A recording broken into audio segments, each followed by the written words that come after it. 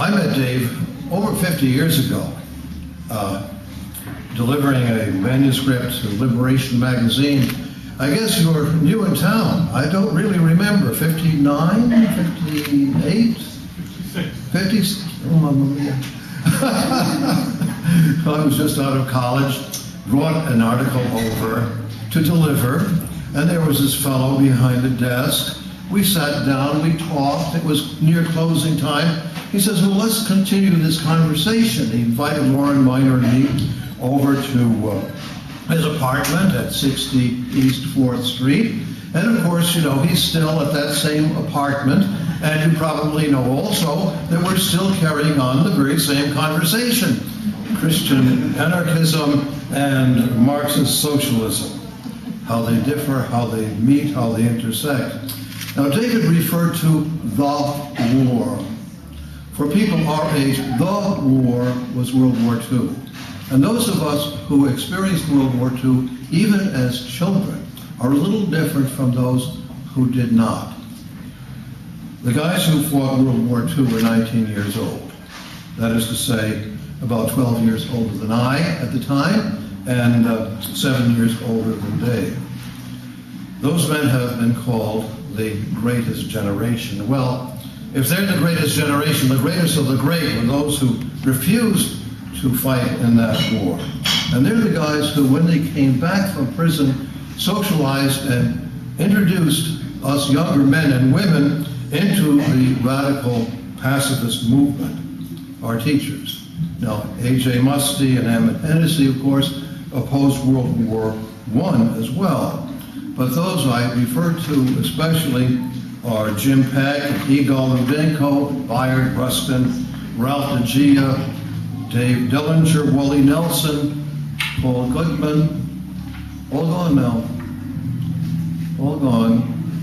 And we'll be following sooner or later, sooner for us, later for you. I spent a lot of time with Dave at 5 Beekman Street and then at 339, where the Catholic Peace Fellowship rented office space from the War Resisters League.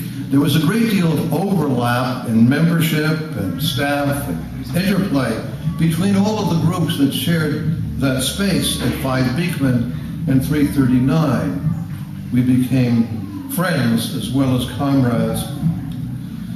Now, you know, Dave has always been more interested in political organizing than in nonviolent direct action. But he always saw and understood the energizing potential of direct action. The first really significant campaign after World War II was the civil defense protest from 1955 to 1960. We had a victory, at last, a victory. Compulsory civil defense drills were abandoned. Civil defense as a propaganda tool for the Cold War was greatly diminished, and we achieved the Atmospheric Test Ban Treaty. Now, Dave organized some of those demonstrations, and he made himself vulnerable to arrest at the culminating demonstration. I think that's the photograph, isn't it, Dave? Well, you're sitting in all that rubble? Okay, another one. Well, in November of 1965, Dave joined in the first corporate act of resistance to the Vietnam draft, which took the form of burning draft cards in Union Square, 5 of us.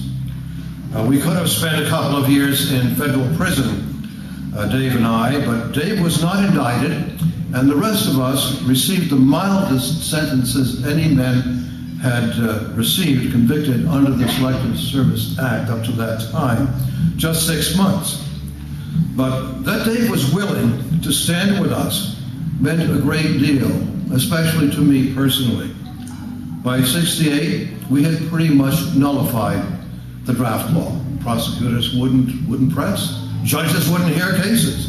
The draft was, in effect, nullified by popular, nonviolent, direct, or non-cooperation. So Dave played a role in the most significant action projects of the time, and he took his chances. Now, I hope that in our 50-year conversation, plus, we have learned a little from one another. Dave taught me to purify the air in my office and my home with plants leafy plants, flowering plants, all kinds of plants. And he taught me how to get a cat high.